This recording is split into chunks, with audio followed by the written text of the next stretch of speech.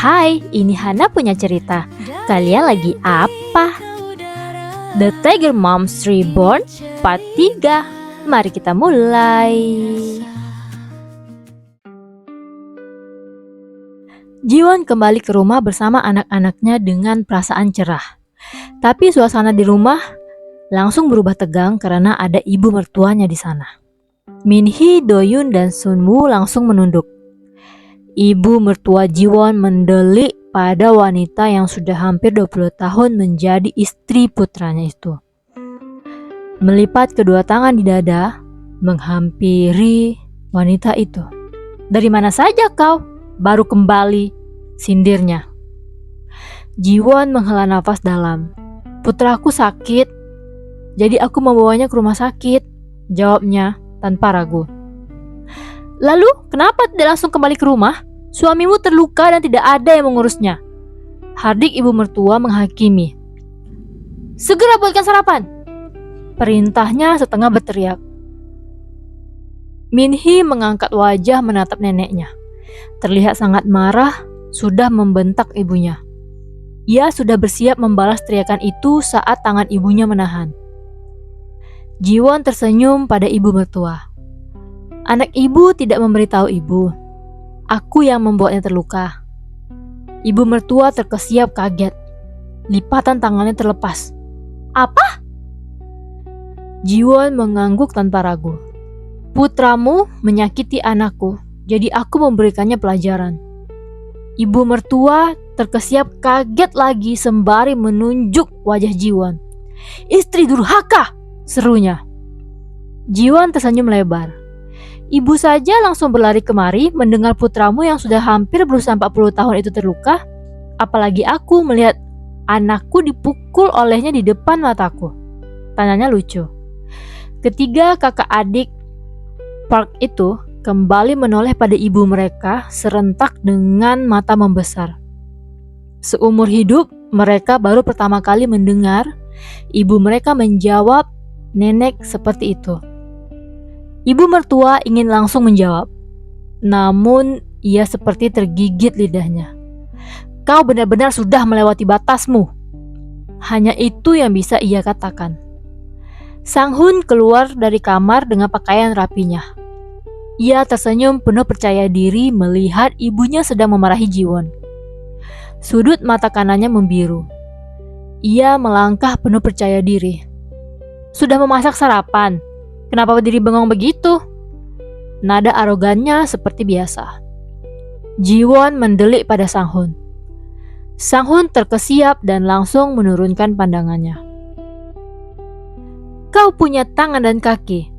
Tahu di mana dapurnya? Kenapa bertanya?" tanya Jiwon sewot.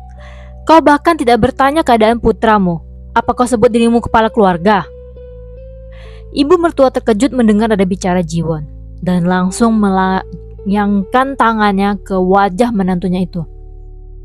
Doyun melihat itu dan spontan menahan tangan neneknya. Jiwon terkejut dan menoleh kepada Doyun. Ibu mertua juga terkejut, tangannya ditepis oleh Doyun sampai terhuyung ke belakang. Beruntung Sang-hun sempat menangkap ibunya. "Kau!" Sang-hun melotot pada putra keduanya. "Apa yang kau lakukan? Cepat minta maaf pada nenek!" bentaknya. Doyun menatap ayahnya tanpa ragu. Kedua tangannya terkepal erat. "Jika nenek meminta maaf pada ibu, aku akan minta maaf," balasnya. Minhee menarik Doyun mundur sedikit. "Doyun bisiknya mengingatkan. Wajah Sunwoo kembali pucat seperti tidak ada darah yang mengalir di wajahnya. Jiwon berbalik menghadap anak-anaknya. "Minhee, bawa adik-adikmu masuk," pintanya. Ketiga anak itu menatap Jiwon kaget. "Tidak apa-apa, masuk dulu," pinta Jiwon lagi. Minhee menatap ibunya tidak yakin, tapi tetap menarik adik-adiknya masuk ke dalam. Ibu mertua menatap Sang-hun tak percaya. "Kau membiarkan anakmu tidak sopan begitu pada ibu?" tanyanya dengan nada terluka. Sang-hun menoleh dan hendak mengejar anak-anaknya, tapi Jiwon menghadang langkahnya. Jiwon menatap Sang-hun marah. "Kau sentuh anak-anakku sehelai rambut saja." Ia berbicara dengan nada rendah penuh ancaman. Kau akan menyesal. Sang Hun langsung merinding dan mundur beberapa langkah. Ibu mertua tidak percaya anaknya sampai ketakutan dan menatap Jiwon merendahkan. Cih, wanita tidak berpendidikan ya seperti ini, ucapnya. Tidak tahu etika dan rendahan, hinanya. Jiwon tersenyum menatap ibu mertua. Oh ya, kenapa tidak minta anak ibu menceraikanku saja? Jadi kan? Ia memandang suaminya. Dia bisa menikahi selingkuhannya yang cantik dan berpendidikan itu. Sang Hun seperti tersambar petir. Lidahnya langsung keluh. Ibu mertua menatap putranya kaget. Hah? Apa maksudnya itu? Sang Hun mulai panik.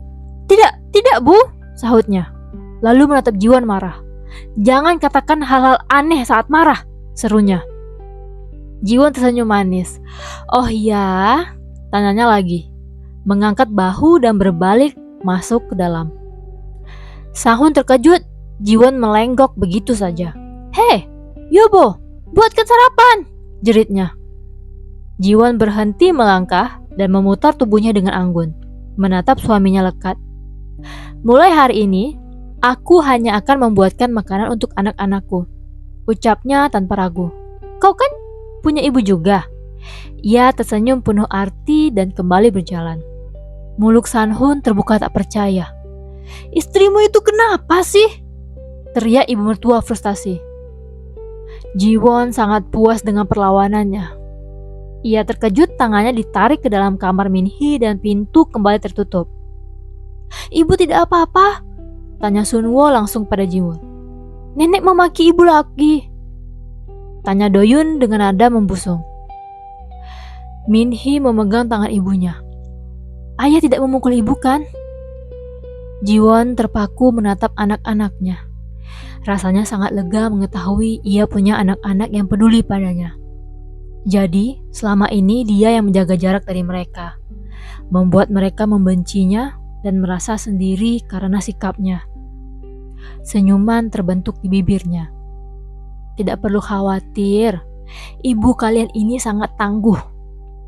Minhee mendengus kesal. Bagaimana ibu bisa bertahan lama dengan ayah? Dia itu hanya anak mami yang sedikit-sedikit mengadu pada ibunya. Gerutunya sebal. Jiwon menahan tawa mendengar ucapan putri sulungnya.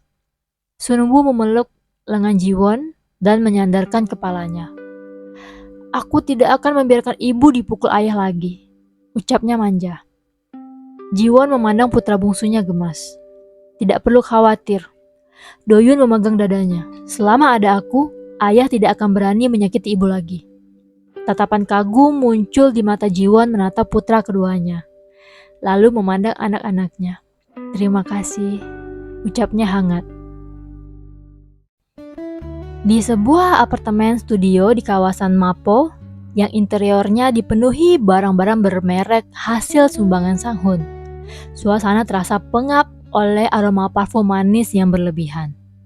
Go Yuri, berusia 24 tahun, wanita dengan riasan wajah yang selalu tampak siap untuk selfie di media sosial, sedang memasang wajah iba yang paling menyakitkan.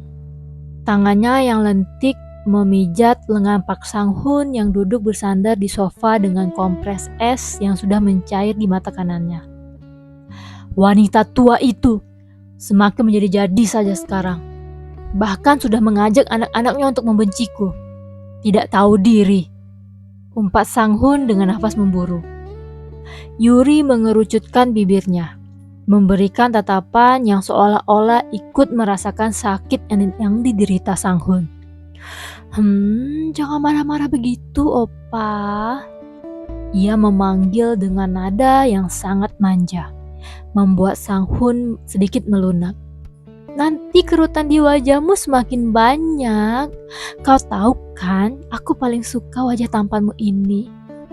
Sang Hun mengembuskan nafas kesal. Namun ia mulai merasa besar kepala lagi.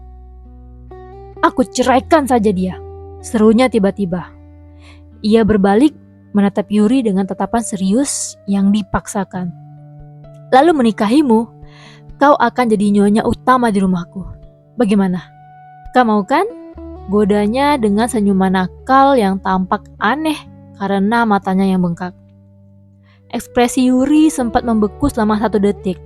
Sebuah kilatan horor muncul di matanya, membayangkan harus melayani pria pemarah ini 24 jam sehari tanpa tunjangan apartemen pribadi. Namun dengan kemampuan akting setingkat aktris pendatang baru, ia tertawa kecil dan memukul bahu Sang-hun manja. Opa bercanda saja. Jangan bicara sembarangan, ucap Yuri, berusaha mengalihkan pembicaraan. Aku serius. Aku akan segera menceraikan wanita gila itu. Sang-hun memegang tangan Yuri, meyakinkan. Sabar dulu. Yuri segera mengelus dada Sang-hun, berusaha meredam ide bencana tersebut. Opa harus fokus pada proyek yang konstruksi barumu itu. Kalau kau sibuk mengurus perceraian ribet, nanti malah tidak fokus dan kehilangan proyeknya. Aku tidak mau Opa kelelahan. Sang-hun terdiam, seolah baru saja tertampar oleh kenyataan pahit dari dunia bisnis. Benar juga. Kalau rekan kerjaku di asosiasi tahu aku bercerai di saat krusial seperti ini, apalagi soal rumor perselingkuhan, yang ada mereka tidak akan percaya padaku lagi. Citra keluarga adalah segalanya di mata para investor. Yuri mengangguk cepat. Senyumnya kembali merekah. Benar, Opa harus tetap terlihat sebagai kepala keluarga yang sempurna sampai kontrak itu ditandatangani. Sang-hun mendengus kesal, menyandarkan kepalanya ke bahu Yuri. Aku terpaksa harus bersabar dengan wanita tua menjijikan itu sedikit lebih lama. Yuri diam-diam menghembuskan nafas lega yang sangat panjang. Menjadi istri Sang-hun adalah mimpi buruk, tapi menjadi simpanannya adalah ladang emas. Opa, Yuri mulai melancarkan serangan berikutnya. Ia memainkan jari di kancing kemeja Sang-hun. Kapan akan menyewakanku apartemen yang lebih mewah? Di sini sempit sekali. Teman-temanku bahkan tidak mau datang karena lokasinya bukan di Gangnam. Aku kan ingin pamer kalau aku punya pacar sehebat Opa. Sang-hun tertawa bangga, merasa ego maskulinnya terpenuhi. Ia mengelus pipi Yuri dengan penuh rasa percaya diri. Tunggu saja. Setelah proyek ini berhasil dan uang bonusnya cair, aku akan membelikanmu unit di Cheongdam. Bukan sewa lagi, tapi atas namamu sendiri. Mata Yuri membesar. Ia hampir melompat kegirangan. Wah, Opa benar-benar keren sekali. Kau yang terbaik. Sang-hun tersenyum penuh kemenangan. Coba, penisirin gak sih yang terjadi selanjutnya? Aku upload hari Rabu, Kamis, dan Jumat. Jangan lupa like, komen, dan subscribe. Berjumpa di part selanjutnya.